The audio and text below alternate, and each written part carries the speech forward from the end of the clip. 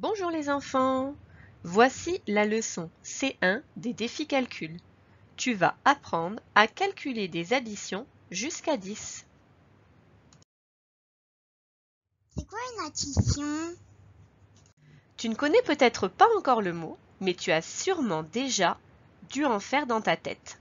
Par exemple, j'ai 3 bonbons et la maîtresse m'en donne un. Je compte tous les bonbons. J'en ai maintenant 4. J'ai fait une addition. Quand on fait une addition, on met plusieurs choses ensemble. On les ajoute. On regarde combien ça fait en tout. Comment écrit-on une addition?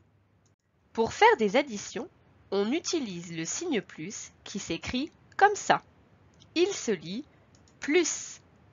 Dès que tu vois le signe plus, cela veut dire qu'il faut ajouter. Je reprends l'exemple des bonbons. J'ai 3 bonbons et la maîtresse m'en donne un. Je fais donc 3 plus 1. Je sais que ça fait 4.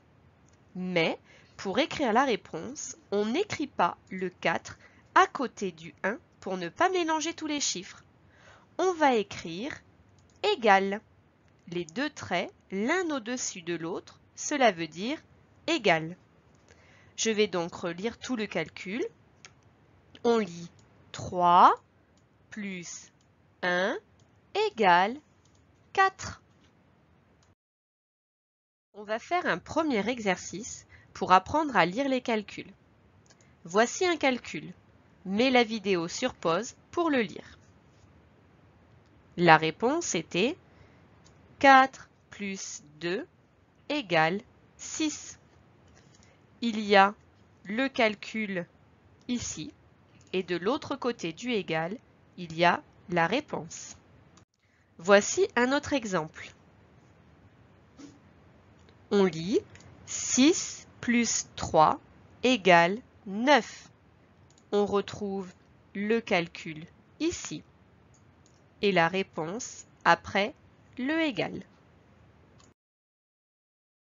Comment fait-on une addition? Maintenant, nous allons découvrir plusieurs techniques pour faire des additions. N'hésite pas à choisir celle que tu préfères. Nous allons faire le calcul suivant. 3 plus 5 égale, et nous allons chercher la réponse. Tu peux utiliser des objets, par exemple des cubes. Tu mets 3 cubes et tu en ajoutes 5. On compte ensemble le nombre de cubes. 1, 2, 3, 4, 5, 6, 7, 8. On a donc 3 plus 5 égale 8. Tu peux faire exactement la même chose, mais au lieu d'avoir des objets, tu peux les dessiner. Tu dessines 3 ronds, puis tu en dessines 5. Tu comptes tous les ronds et tu obtiens également 8. Tu peux également utiliser tes doigts. D'un côté, tu lèves 3 doigts et de l'autre, tu lèves 5 doigts. Tu comptes ensuite tous tes doigts levés.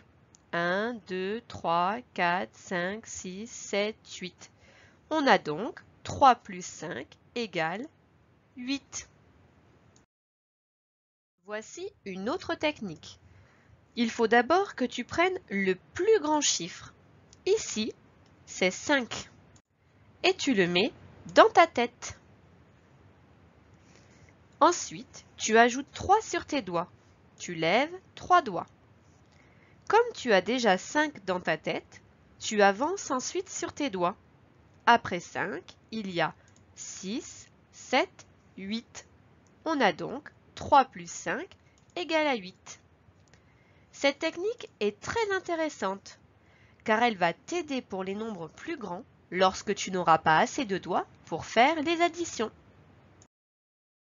Pour la dernière technique, il te faut une frise numérique comme celle-ci. Ensuite, tu prends le plus grand nombre de l'addition. Ici, c'est 5. Tu mets ton doigt sur le 5 de la frise numérique. Comme il faut ajouter 3, tu vas avancer ton doigt de 3 cases. Regarde bien. J'avance mon doigt de 1, 2, 3 et j'arrive sur 8. Attention, tu ne dois pas compter la case sur laquelle tu commences.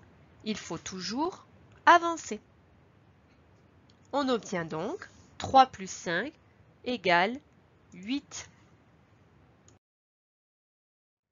Si tu as d'autres techniques qui fonctionnent, n'hésite pas à les utiliser. Plus tard, à force de t'entraîner, tu n'auras plus besoin de tes doigts ou d'objets car tu connaîtras beaucoup de calculs par cœur. On appelle ça le calcul mental. C'est quand tu fais tout avec ton cerveau.